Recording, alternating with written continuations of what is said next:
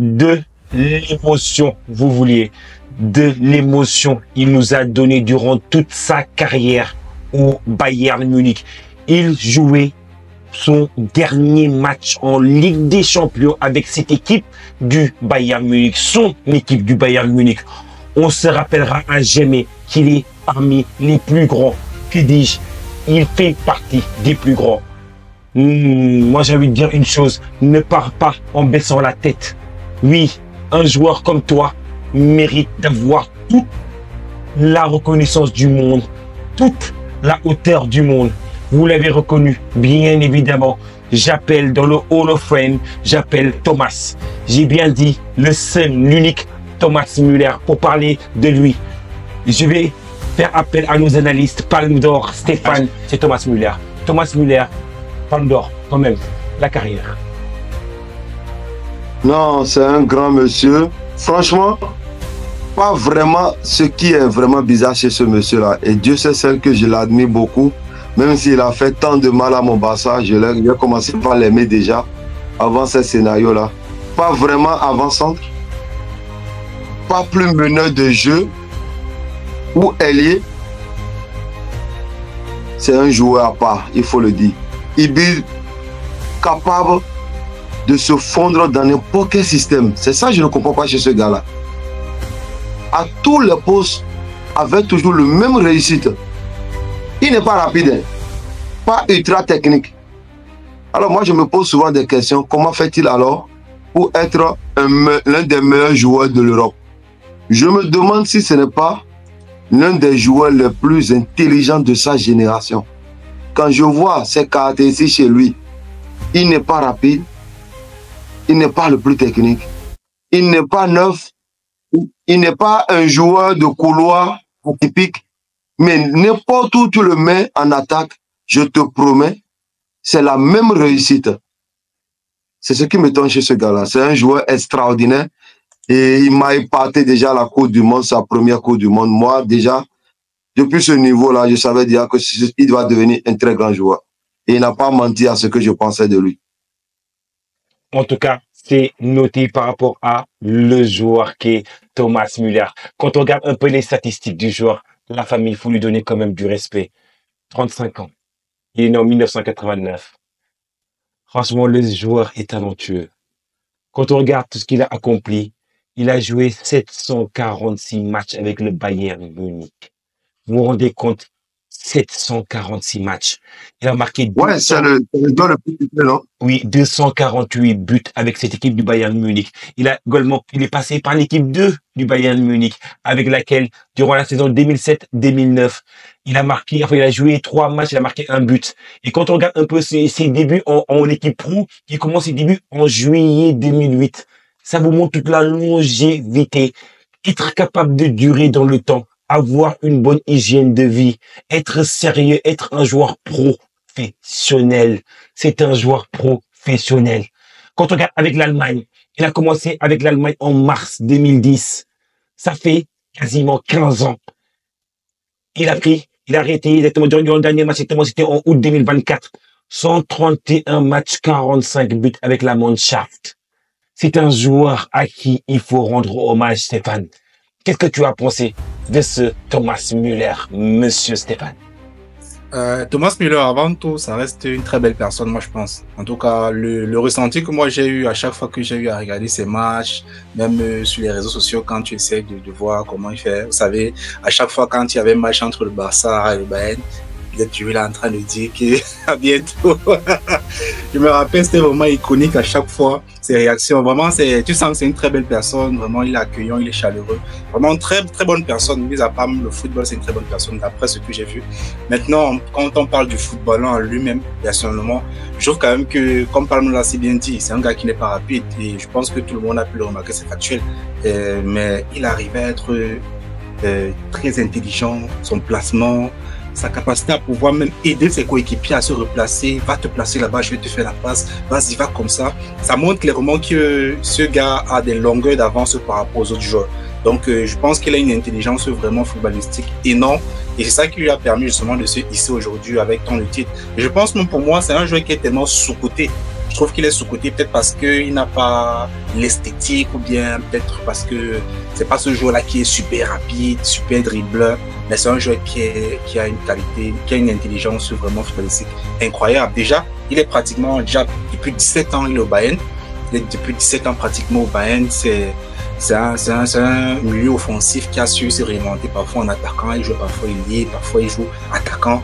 Donc vraiment, c'est ce mec-là justement qui est polyvalent parce que justement, de par son intelligence et sa capacité à pouvoir jouer à pratiquement tous les postes du devant. C'est un mec quand même qui a 12 championnats d'Allemagne, 12 Bundesliga, 6 coupes d'Allemagne, 2 Ligues des Champions en 2013 et en 2020. Il a 2 super coupes du UEFA, 2 super coupes des clubs. En fait, c'est ce joueur-là justement pour moi. En Coupe du Monde aussi, sans oublier, parce que je pense 2014, là, 2014, ah oui, il a 10 buts. Oui. Il a pratiquement au Brésil, quand ils mettent la correction à l'équipe du Brésil. C'est un joueur pour moi qui est énorme, tu vois. C'est ce joueur-là justement que je pense que toutes les grandes écuries de football devraient avoir. Comme j'ai dit, c'est ce joueur qui est humain, mais en plus d'être humain, c'est ce joueur-là justement qui partage son savoir-faire. Ça se voit, il le partage. Quand tu vois avec le Bayern, même à chaque fois que le Bayern jouait et qu'il y avait les assauts, quand il fallait se relever, c'est ce joueur-là qui est même capable d'entrer dans un cours de match et pouvoir changer la donne. Donc pour moi, personnellement, c'est vraiment un grand joueur. Il prend sa retraite, il nous quitte malheureusement, il quitte le football. Mais je pense qu'à un moment donné, il a tout donné ce qu'il avait à donner. Peut-être on le verra peut-être dans une autre sphère du football, peut-être commentateur, peut-être analyste, je sais pas trop, consultant. Mais c'est un mec pour moi qui a marqué son époque et qui vraiment a fait beaucoup de bien à tous les amoureux du football. C'est vrai, je suis absolument d'accord. Je vais ajouter, c'est un vrai Allemand. Les Allemands sont intelligents. Tu sais comment on l'appelle? C'est l'homme sans muscles. Et pour l'anecdote de 2010 déjà, un jour Maradona l'a pris pour un ramasseur de balles. Lors de sa première sélection en équipe d'Allemagne, après la défaite face à l'Argentine 1-0, le 3 mars 2010, si vous vous rappelez. Maradona, en pleine conférence de presse, il dit, c'est qui lui? Qu'est-ce qu'il fait là? Pourquoi vous avez amené un ramasseur de balles à ma conférence? Puisque c'est comme ça, je m'en vais. Müller est alors obligé de quitter la salle dépité. Mais retenez bien, quelques mois plus tard, l'Allemagne corrigera l'Argentine en quart de finale du mondial 4-0 dont Parisien parlait. Avec un but de ce ramasseur de boules-là, tout heureux de tenir sa revanche sur El Pibre de Euro. En tout cas, quelle anecdote. Et il dit banalement, je ne crois pas qu'il pense encore que je suis un ramasseur de boules. S'amuse alors l'Allemand là. Il ne me connaissait pas avant, mais maintenant si. Et en parlant de Müller, il faut le dire, moi c'est un joueur vraiment qui me fascine. Il n'a pas de modèle quand tu le vois. Tu ne peux pas l'identifier à un joueur. Et il faut le dire, en dehors du football, il est passionné de cartes, des jeux de cartes. Il aime le golf et il aime beaucoup les animaux.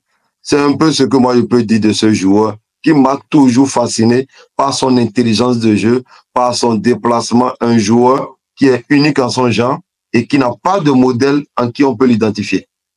Un joueur qui n'a pas de modèle, un joueur unique, un joueur qui est absolument unique. Thomas, merci pour tout l'héritage que tu as donné au football. Merci pour tout ce que tu as fait, les bonheurs, le sourire. Et on te souhaite le meilleur pour le meilleur pour lui, Parisien. Où j'ai oublié ce truc-là. Guardiola aura un goût amer. En plein match, Guardiola fait son schéma tactique et en plein match, Müller dit à Guardiola, ça ne doit pas se passer comme ça. On doit faire comme ça, comme ça, comme ça sur le terrain. C'est pour te dire. Et même l'entraîneur de l'équipe nationale en son temps disait que c'est un joueur. Il ajoute toujours sa touche quand tu fais un schéma. C'est pour dire que c'est un joueur très intelligent, mais amusant, très humble devant les entraîneurs. Ah ouais. Pour moi, c'est pourquoi j'ai dit justement que pour moi, le fait qu'il quitte par exemple le football en tant que footballeur, peut-être qu'il pourrait peut-être même coach, hein, ça peut être une bonne progression, du moins une bonne extension pour lui plus tard. Moi, je l'appelle le joueur du blanc. C'est comme ça qu'on appelle chez nous au Cameroun certains joueurs qui sont tellement intelligents, qui n'ont pas besoin de trop courir, mais qui ont cette capacité à pouvoir vraiment faciliter le football. C'est le joueur du blanc. Et honnêtement, il remplit cette case-là.